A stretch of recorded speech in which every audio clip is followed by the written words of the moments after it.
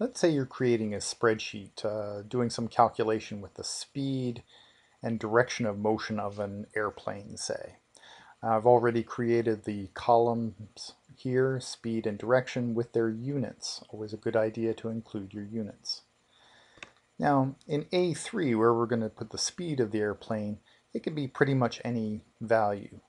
But B3, the direction or compass direction of the motion of the airplane, that has to be a number between 0 and 360 degrees, where 0 is north, east is 90 degrees, south is 180 degrees, and west is 270 degrees, just as the cardinal directions.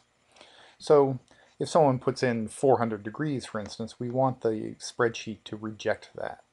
So what we're going to do is go to the Data tab, click here, Data Validation.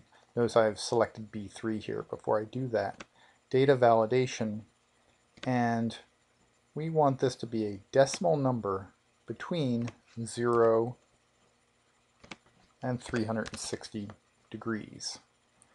We can put an input message here, enter compass direction, and let's be polite and say please. And we can even give a hint that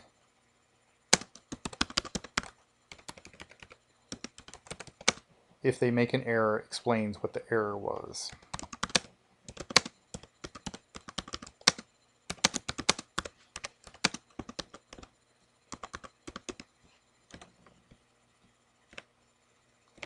So now, when someone clicks in that field to enter a value, there's the little hint, enter compass direction. And if they put in, let's say 100 degrees, which is 10 degrees south of east, it accepts it just fine. But if you try to put in 370 degrees, it gives you an error. Here's the error with the message that you provided, and you hit retry, and we'll say, oh, I don't want 370 degrees. That's the same thing as 10 degrees, compass direction or azimuth. So there we go.